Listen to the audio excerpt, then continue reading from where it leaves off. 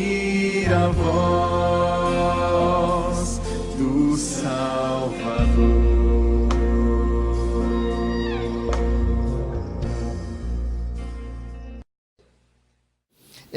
Efésios capítulo 1, nós estamos trabalhando, a proposta é trabalhar Efésios todo, não sei se a gente vai conseguir, mas nós estamos ainda nesse trecho aqui de 3 a 14, hoje nós vamos trabalhar os textos de 6 a 10, ele não dá para dividir muito direitinho aqui a forma dele, mas a gente vai tentando. Então eu vou ler do 3 ao 10, bendito Deus e Pai de nosso Senhor Jesus Cristo, que nos tem abençoado com toda sorte de bênção espiritual nas regiões celestiais em Cristo, assim como nos escolheu nele antes da fundação do mundo, para sermos santos e irrepreensíveis perante ele. E em amor nos predestinou para ele, para a adoção de filhos, por meio de Jesus Cristo, segundo o beneplácito de sua vontade, para louvor da glória de sua graça, que ele nos concedeu gratuitamente no amado, no qual temos a redenção pelo seu sangue, a remissão dos pecados, segundo a riqueza da sua graça, que Deus derramou abundantemente sobre nós em toda sabedoria e prudência, desvendando-nos o mistério da sua vontade, segundo o seu beneplácito que propusera em Cristo, de fazer convergir nele, na dispensação da plenitude dos tempos, todas as coisas, tanto as do céu como as da terra. Eu quero ler na Bíblia, na linguagem de hoje, esse mesmo texto, porque ele tem uma parte onde a leitura fica mais fácil de entender, que diz assim, deixa eu achar aqui, agradeçamos vou ler a partir do 6, portanto, louvemos a Deus pela sua gloriosa graça, que ele nos deu gratuitamente por meio do seu querido Filho, pois pela morte de Cristo na cruz nós somos libertados, isso é, os nossos pecados são perdoados. Como é maravilhosa a graça de Deus que ele nos deu com tanta fartura. Deus, em toda a sua sabedoria e entendimento, fez o que havia resolvido e nos revelou o plano secreto que tinha decidido realizar por meio de Cristo. Esse plano é unir no tempo certo, debaixo da autoridade de Cristo, tudo o que existe no céu e na terra.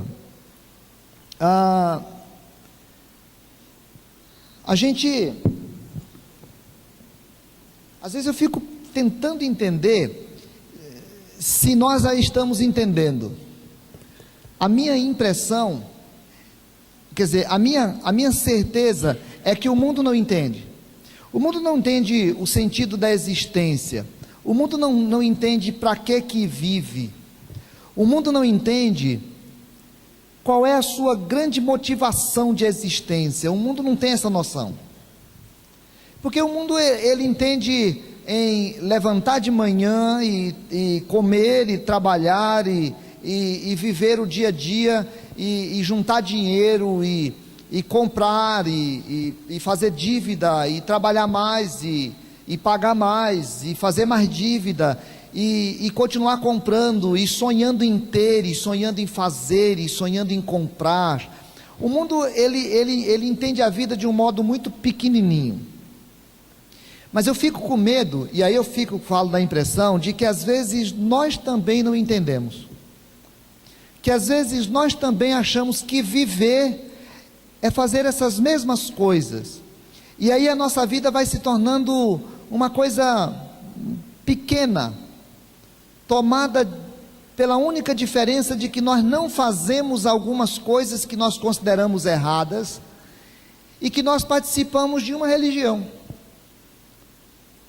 Às vezes, a minha sensação é de que nós ainda não compreendemos tudo. E o apóstolo Paulo, mais na frente na carta, ele faz 2 vezes uma oração maravilhosa, pedindo a Deus que Deus nos ajude a entender. Porque essa é a grande preocupação do apóstolo, é que a gente possa entender o que é a vida cristã. O que é ser cristão? Qual é o propósito de ser cristão? O que significa ser cristão? E hoje a gente quer conversar sobre isso, a vida cristã como um projeto centrado no Cristo. Eu não posso pensar a minha vida Não tem sentido eu imaginar que a minha vida é qualquer outra coisa que não viver o Cristo.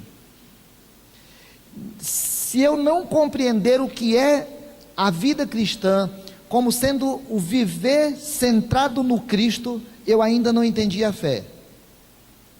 No versículo 3, o apóstolo Paulo diz que Deus nos tem abençoado com toda sorte de bênçãos espirituais em Cristo. No versículo 4 ele diz que Deus nos escolheu nele, antes da fundação do mundo. O versículo 5 diz que Deus nos predestinou para a adoção de filhos por meio de Jesus Cristo. O versículo 6 diz que tudo foi feito para o louvor da glória de sua graça, que ele nos concedeu gratuitamente no amado, ou seja, em Jesus Cristo. E agora ele dá continuidade dizendo para nós, primeiro, que Jesus é o meio no qual acontece a nossa restauração. Irmãos, para a gente entender o que está dizendo esse versículo de número 7, quando ele chama a nossa atenção dizendo no qual temos a redenção, a gente precisa parar para compreender qual era a nossa situação. Para entender a carta aos Efésios, a gente precisa parar para entender o que ele diz no capítulo 2, versículo 1, que nós estávamos mortos nos nossos delitos e pecados. Você, sem Jesus Cristo, era separado de Deus. Você podia até gostar de Deus, você podia até orar a Deus, mas você estava separado de Deus. Você tinha consciência de Deus, você tinha consciência de Criador, mas você não estava ligado ao Criador, porque você estava separado de Deus. Antes de Cristo, você tinha uma dívida com Deus que fazia de você um pecador, devendo, sem direito à comunhão com Deus. Antes de Cristo, a Bíblia diz que você era um inimigo de Deus, ainda que você pensasse que era amigo, você era inimigo de Deus. Antes de Cristo, você estava condenado naquilo que a Bíblia chama que você estava vivendo nas trevas, separado de Deus. Você tinha uma dívida com Deus, e aí o apóstolo Paulo diz que nele, ou seja, em Jesus Cristo, nós temos a redenção. Redenção é uma palavra que se liga ao Velho Testamento, porque no Velho Testamento se lembra de que as pessoas, o Velho Testamento nos lembra que as pessoas às vezes tinham uma dívida com outra pessoa e ela não tinha mais como pagar. Ela agora era propriedade da outra pessoa, mais ou menos como a figura do escravo que nós temos hoje. Ela não tinha como pagar, era possível que viesse o resgatador, ou seja, aquela pessoa que ia lá e pagava a conta dela, e ela era redimida. Há um texto em Levítico capítulo 25 que diz assim: quando o estrangeiro ou peregrino que está contigo se tornar rico, e o teu irmão junto dele empobrecer e vender-se ao estrangeiro, ou o peregrino que está contigo, ou alguém da família do estrangeiro, depois de haver se vendido, haverá ainda resgate para ele, um dos seus irmãos poderá resgatá-lo. É essa figura, a figura de que você tinha uma dívida com Deus, que a Bíblia diz que o salário do pecado é a morte. Essa dívida fazia com que você estivesse eternamente separado de Deus, porém o apóstolo Paulo diz que em Jesus nós temos a redenção. Jesus Cristo foi lá e pagou a nossa conta. Jesus Cristo foi lá, ainda que o apóstolo Paulo não esteja aqui especificamente se referindo ao preço, mas ele vai dizer isso aqui, porque ele diz que nós temos a redenção pelo seu sangue. Não foi dinheiro que te comprou, não foi um esforço que te comprou, não foi uma religião que te comprou, não foi um líder que te comprou. Jesus Cristo teve de morrer na cruz por causa de você. O sangue de Jesus, ou seja, a vida de Jesus foi derramada na cruz por causa de você. A Bíblia fala que esse é o preço que poderia, é o mais alto preço que poderia ser pago, e é um preço indestrutível, porque Jesus foi lá e pagou com a sua vida a tua dívida. Ele diz que nós temos nele a remissão dos pecados pelo seu sangue, a nossa redenção, a nossa redenção pelo seu sangue, a remissão dos nossos pecados. Remissão é a tirada da dívida, Agora nós estamos perdoados. Agora nós estamos livres. A palavra chama o sentido para essa libertação da escravidão. Eu era escravo, agora em Jesus Cristo, Jesus morreu por mim, e Ele vai dizer que isso se dá pela riqueza da sua graça. Você não merece. Você, olha eu falando agora, eu vou falar um você bem falado assim. Você merece ir para o quinto dos infernos. Lembra aquela expressão antiga que a gente usava? Ah, é para o quinto dos infernos. Pois é, você merece ir para o quinto dos infernos e eu junto contigo. Porque nós somos pecadores. E a Bíblia diz que nós não podemos fazer nada que pague o nosso pecado. Mas o Senhor resolveu nos salvar pela riqueza da sua graça. É o favor de Deus, essa coisa que a gente não consegue entender, essa coisa que Deus derramou abundantemente sobre nós, de graça. Eu não mereço, você não merece, mas Deus resolveu me amar. Deus resolveu te amar. Então, o apóstolo Paulo trabalha isso várias vezes na sua carta, mas eu queria chamar a atenção nossa para parar um pouquinho e pensar, meu Deus, isso precisa mexer comigo. Parar para pensar nisso precisa mexer comigo. Parar para pensar nisso precisa, ao mínimo, me constranger. Eu preciso parar no primeiro momento para um profundo temor a Deus. Senhor, eu sei que o Senhor existe, eu sei que o Senhor é real, eu sei que o Senhor é todo santo, eu sei que o Senhor é todo perfeito, eu sei que o Senhor é tão santo e o Senhor é tão sério que o Senhor enviou o seu Filho naquela cruz para morrer por causa de mim. Eu sei que o Senhor não brinca com pecado, eu sei que o Senhor não acha natural a gente pecar. Deus, eu me constranjo diante de Ti, porque eu sei que o Senhor é Deus sério. Segundo, Senhor, o meu coração é tomado por um sentido de profunda gratidão. Muito obrigado, Pai, porque o Senhor pagou a minha dívida. Muito obrigado porque o Senhor me resgatou. Eu já estava vendido ao pecado e o Senhor foi lá e me resgatou. Obrigado, Senhor. A minha vida é vida de profunda gratidão ao Senhor. É vida de temor, é vida de gratidão, é vida de consagração. Pai, o que eu tenho, não sei o que eu tenho, Pai, o que eu tenho não é alguma coisa minha. O que eu conquistei não é uma coisa minha. A minha casa, a minha família, os meus bens, os meus filhos, a minha vida, eu consagro ao Senhor, porque eu tenho absoluta consciência que se não fosse Jesus Cristo, tudo isso não teria valor algum.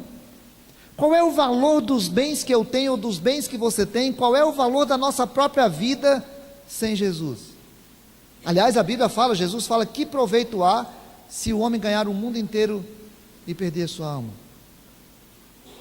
Então, bate no meu coração um sentimento de temor, bate no meu coração um sentimento de gratidão, bate no meu coração um sentimento de consagração, e bate no meu coração um sentimento de serviço. Eu estou aqui para servir a Jesus. Eu estou trabalhando para servir a Jesus. Eu sou médico para servir a Jesus. Eu sou mecânico para servir a Jesus. Eu sou juiz para servir a Jesus. Eu sou enfermeiro para servir a Jesus. Eu sou lixeiro para servir a Jesus. Eu sou dono de casa para servir a Jesus. O que eu sou precisa ser para o serviço de Jesus, porque Jesus me resgatou das trevas para o reino da sua maravilhosa luz, para que eu tome a consciência de que tudo o que eu sou, tudo o que eu tenho, tudo o que eu penso, tudo o que eu sonho, precisa ser colocado na mão de Jesus. Irmão, aí eu quero perguntar para você, quando você para pensar na morte de Jesus por você, o teu coração treme? 2, quando você para pensar na morte de Jesus, o teu coração agradece? 3, Quando você para pensar na morte de Jesus, você compreende que tudo que é teu é para a glória de Deus? Quarto, quando você pensa no que Jesus fez por você, você está disposto a colocar toda a tua vida na mão de Deus para dizer: Senhor, eu quero fazer tudo para o Senhor? Se você tem feito, você está entendendo o que é o Evangelho. Se você não tem feito, ainda não tem entendido. Porque a nossa vida cristã é através de Jesus. Em segundo lugar, Jesus é o centro de tudo na terra, irmão. Jesus é o centro de tudo na terra. A Bíblia fala que tudo foi criado por meio de Jesus. Tudo foi criado por meio de Jesus. A Bíblia fala que tudo subsiste por causa de Jesus. E o texto vai dizer, a partir do versículo 9, que Deus foi desvendando para nós, Deus foi mostrando para nós, Deus foi revelando para nós um mistério que tinha desde antes, um mistério que estava na vontade dele, que o homem ainda não tinha entendido, que ele agora vai juntar tudo com muita sabedoria, com muita riqueza, em Jesus Cristo. O texto diz que ele vai fazer convergir nele, na dispensação da plenitude do tempo, todas as coisas, tantas do céu como a da terra. O apóstolo Paulo diz que tinha uma coisa que estava na cabeça de Deus. Ele olha para o passado, e ao olhar para o passado ele diz: Deus nos escolheu antes da fundação do mundo. Ele olha para o passado e fala: Deus nos predestinou antes da fundação do mundo. Ele olha para o passado e entende que aquilo estava na cabeça de Deus antes da fundação do mundo, porque Deus não perde o controle da história. O homem imagina que a história está sem rumo. Não, tudo está de acordo com o beneplácito da vontade de Deus. E na cabeça de Deus, no tempo certo, o texto vai dizer que na plenitude dos tempos, aquele tempo que a mulher está grávida, e aí chegou a hora dela ganhar nenê. Agora é a hora. Agora é a hora, não está muito boa, né? Esse é o momento. Esse é o instante. Está tudo preparado. O mundo estava todo preparado para que na hora que Deus havia programado, a plenitude dos tempos, o grego tem duas palavras para tempo, tem o que eles chamam de kairos e tem o que eles chamam de cronos. Cronos é esse tempo nosso, esse tempo que a gente consegue cronometrar. E aqui ele fala do kairos, é o tempo de Deus, é coisa como as coisas acontecem na cabeça de Deus. No tempo de Deus, na forma de Deus, Jesus Cristo veio à terra e morreu naquela cruz, e naquele momento que ele morreu na cruz, ele reconciliou toda a criação que tinha assumido os efeitos da queda. Tudo. O homem só se religa a Deus em Jesus Cristo, a criação só se religa a Deus em Jesus Cristo, naquilo que a mente humana consegue entender, naquilo que o olho humano consegue entender, e naquilo que está fora da mente humana, que ele diz que está nas regiões celestes, as coisas da terra, as coisas criadas do céu, todas as coisas são reconciliadas em Jesus Cristo. Jesus Cristo é o centro da nossa criação, Jesus Cristo é o centro da nossa vida, Jesus Cristo é o centro da nossa existência. Então eu tenho que parar e pensar, havia uma separação da criação com Deus. Deus criou, fez tudo, viu que estava tudo muito bom, mas o homem pecou. Havia uma separação, não existe mais, por causa de Jesus Cristo. Eu tenho que aprender a desfrutar dessa paz. Havia uma falta de consciência de realmente quem é Deus. A humanidade sempre viu Deus, mas ela ainda não tinha entendido o lugar de Deus na vida. Através de Jesus Cristo nós não temos mais essa perda de consciência, a gente já sabe quem é Jesus. A gente já sabe quem é Deus. Havia uma escravidão ao pecado. Agora nós não somos mais escravos do pecado, por causa de Jesus. Havia uma perda de sentido de existência. Agora nós já sabemos para que existimos. Nós existimos para o louvor da glória de Deus. Nós vivemos para o louvor da glória de Deus. Nós levantaremos amanhã para o louvor da glória de Deus. Nós vamos amanhã para o nosso trabalho para o louvor da glória de Deus. Nós sabemos agora o que é viver e nós sabemos disso por causa de Jesus. Portanto, irmãos, eu entendo que Jesus Cristo é o motivo da minha vida. Eu entendo que Jesus é o centro da minha vida.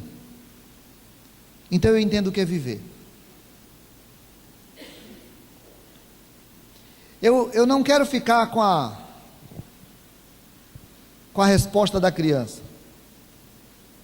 Eu não quero ter a minha vida centrada em qualquer outra coisa. Eu quero fazer da minha vida um pulsar do Cristo. E o apóstolo Paulo estava falando isso, porque para mim o viver é Cristo. Eu quero fazer da minha vida alguma coisa que tenha sentido para a missão que Cristo me colocou aqui na terra. Eu quero ser professor para Jesus. Eu quero ser aluno para Jesus. Eu quero ser patrão para Jesus. Eu quero ser empregado para Jesus. Eu quero ser pastor para Jesus. Eu quero ser ovelha para Jesus. Eu quero ser pai para Jesus. Eu quero ser filho para Jesus. Eu preciso compreender que a minha existência é Jesus, porque foi Jesus quem me reconciliou com o Pai, foi Jesus quem reconciliou a criação com o Pai. Jesus é o centro da existência e o sentido da minha vida é Jesus. Paulo estava agora preso, sob o poder de Roma. Nesse tempo, não numa cadeia, mas numa casa, com um soldado, algemado muitas vezes. Paulo estava com a sua vida, se fosse colocada hoje, nós diríamos que Paulo não teve sucesso. Foi um missionário sem sucesso. Paulo não estava assentado nos lugares mais altos da sociedade. Paulo não estava abarrotado de bens. Paulo não poderia ser considerado um grande consumidor. Paulo não teria um grande carro hoje. Paulo não teria uma grande casa hoje. Paulo estava arrebentado, preso.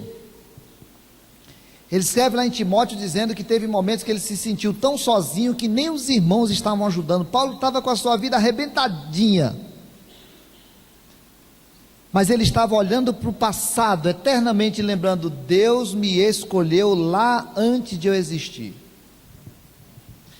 Paulo estava olhando para o futuro na sua eternidade, entendendo que Deus estava abençoando com toda a sorte das bênçãos espirituais por toda a eternidade.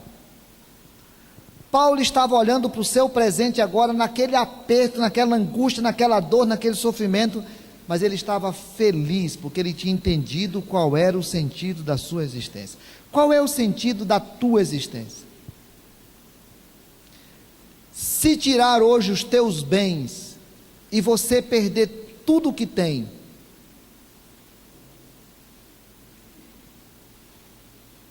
você vai estar com o sentido da existência preservado? Se tirar hoje o seu cônjuge, seus filhos, o sentido da tua existência está preservado? Se te der um câncer hoje no cérebro, que for começar a roer, milímetro por milímetro, enquanto estiver o teu entendimento, você vai estar com o sentido da tua existência preservado? Em vários instantes eu paro para me perguntar isso. Em cada velório que eu participo, essa semana nós participamos do velório da irmã Deliane. Em cada momento que eu vejo alguém doente, eu fico pensando: será que a minha fé está preservada mesmo? Meu irmão, Jesus Cristo é a nossa vida. Jesus Cristo é o sentido da nossa existência.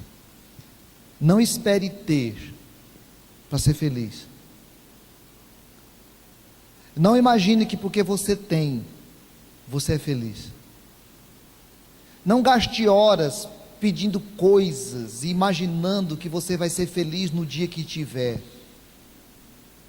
Não gaste o seu tempo encantado com o que tem ou o que você é enquanto beleza física, saúde, porque isso tudo passa. Em qualquer momento isso tudo pode acabar. Mas se a tua vida estiver depositada no sentido da existência, que é Jesus, o que você tem sentido. Se um dia você não tiver, você vai ter sentido também, porque você vai entender o que é viver.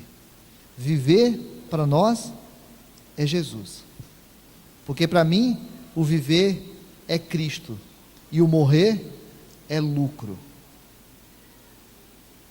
No dia que nós olharmos um irmão querido morto no caixão, nós vamos estar sentindo a dor da separação, mas ali vai estar alguém feliz, porque ele está no Senhor. Eu gosto muito da história daquele pastor batista, que doente, nos seus últimos momentos de vida, as pessoas orando por ele, orando pela cura dele, e ele disse assim: se eu for curado, vocês verão a glória de Deus. E aí os irmãos dizem amém. Ele diz assim: e se eu não for curado, eu verei a glória de Deus. Que Deus te mostre a glória dele, para que a tua vida tenha sentido de existência. Amém?